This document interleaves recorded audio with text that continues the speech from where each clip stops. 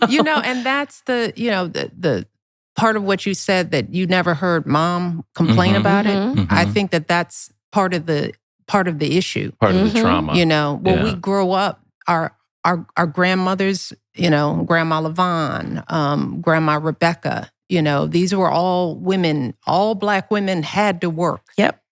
Our mother was fortunate. She didn't work until I went to high school, but that was a choice that she and my father made, because we lived off of one salary, and we made huge sacrifices for that, because I think my mother understood that if she was going to be the kind of mother she wanted to be, that we would forego living a good life, that we live in a little bitty apartment and just make ends meet. But that was a rare thing.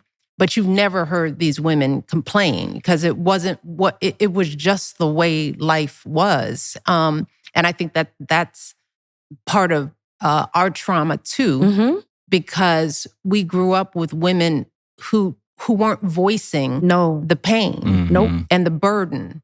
They made it look easy. And when you make stuff look easy, people assume that you must like this. Yeah. It's okay with you, right? Right. We don't articulate as Black women our pain, because it's almost like nobody ever gave us permission to do that. And does anyone care? Yeah, there's Will that. they care? If we knew, I think we would care. If we knew. If we knew. Or, yeah, and we have to ask ourselves, the men in our lives, is, why wait to be asked? It seems like what we go through is pretty obvious. I mean, maybe we're not complaining, but we're actually living life out loud, You see us carrying these babies. You see us working a job and coming home and managing, getting food on the table and handling doctor's appointments. And this is, if you've got a partner, right? I think some of us feel like, why should we have to ask? Yeah. It seems apparent. And as Black women, sometimes there is that underlying thing we're socialized to believe from very early on, that we don't deserve any better, Or that this is life for us. It's going to be hard. Like, I grew up just expecting it. I did. And, it wasn't until, like my son, he's growing up. There's no dad around. Lost my father in 2006. His father was murdered 2 years prior to that. And so it's like, who do I turn to, And then, as young boys, as he's growing up, the rose-colored glasses come off, and he's starting to see life for a young Black man. And that was difficult. And I'm not a Black man, so how do I help him maneuver through this? And, I was like, we need help. And it was time to look for therapy, which I never shunned therapy because my father was a Vietnam vet, and he always talked about his struggles openly. Okay. And so I was like, well, then we need help. And so I started looking for help for us. And when I couldn't find anyone who looked like us, because now I got to get my son to open up to someone, and he's not going to feel right if the person doesn't feel familiar. And I was like, something has to be done here. That's when I launched the Forrest Lawrence Henson Foundation in honor of my father.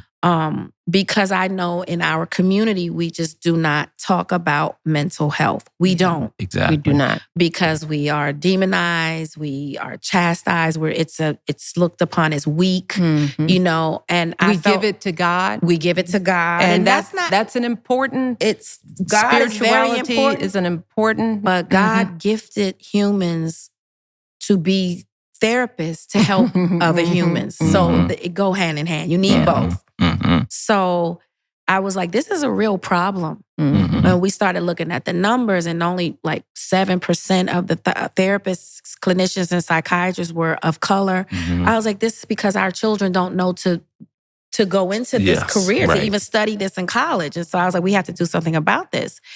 That's when I started the work in the mental health. That's when I started checking myself. Like, whoa, you have been operating dysfunctionally for a while.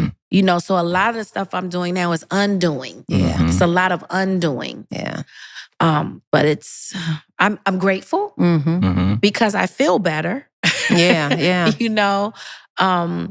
And then I can help this generation coming behind to not fall into the same, traps that I did and believing the same things that, we just didn't know otherwise to believe. Well, I think that's why it's important for us at tables like this, for women like us who do have a platform to talk openly about the challenges that we face, not because we are complaining, which we don't want to ever be complaining, but because we need to change. We need to turn that cycle on its head. Yes. And we have to talk about our stresses openly, And also, as Black women, we are so easily labeled as angry and bitter.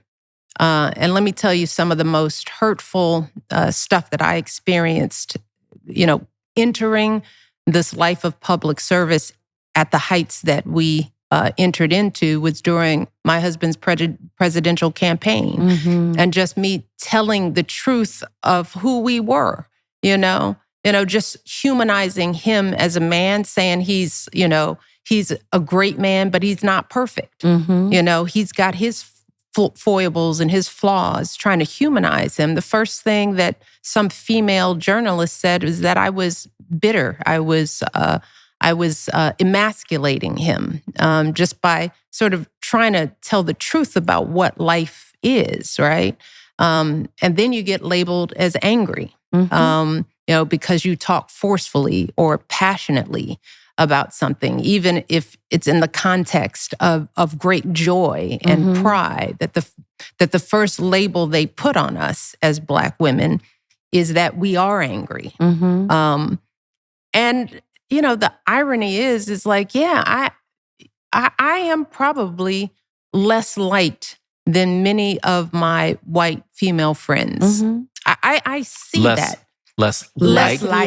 Not liked. Light. L-I-G-H-T. Because I say this a lot. I mean, I see the difference in some of my white female friends. I see a lightness, an ability to be in the world and see what's going on, but still be not as burdened about it as I think I am. I think that what I see happen in the news, the assault on immigration rights, the challenges that face our community, the inequality, I think it burns at me in a different way. Because it affects you.